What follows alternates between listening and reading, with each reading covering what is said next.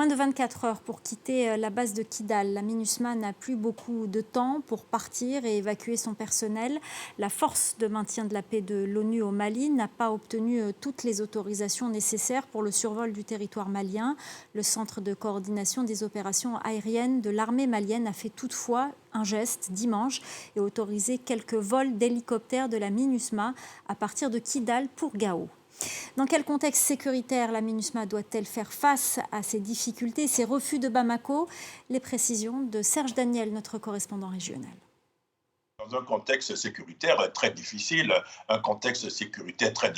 parce que justement la mission de l'ONU n'a pas toutes les autorisations nécessaires pour organiser son départ de Kidal.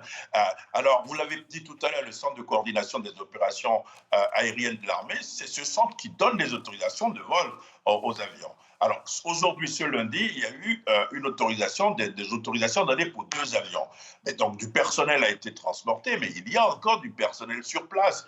Et ce qui va se passer, probablement, sauf changement de dernière minute, la mission a décidé, d'après nos informations, ce mardi, d'organiser un imposant convoi terrestre pour partir de Kidal vers la ville de Gao, la principale ville du nord du Mali, avec les risques que cela comporte. Il y a des risques d'attentats parce qu'il y a des djihadistes sur le terrain qui posent des mines, donc situation difficile pour la mission, mais qui est décidée quand même à partir. Il y aura un matériel non transportable, une partie de ce matériel sera détruite et l'autre partie du matériel, notamment le matériel de bureautique, des vivres, seront offerts aux civils de la ville de Kidal. Un point encore pour dire qu'au moment où la mission est en train de partir de Kidal, il faut dire que la ville se vide de ses habitants parce que c'est l'inquiétude. Il y a un camp de la MINUSMA sur place et la bataille, ça va être qui va contrôler les camps.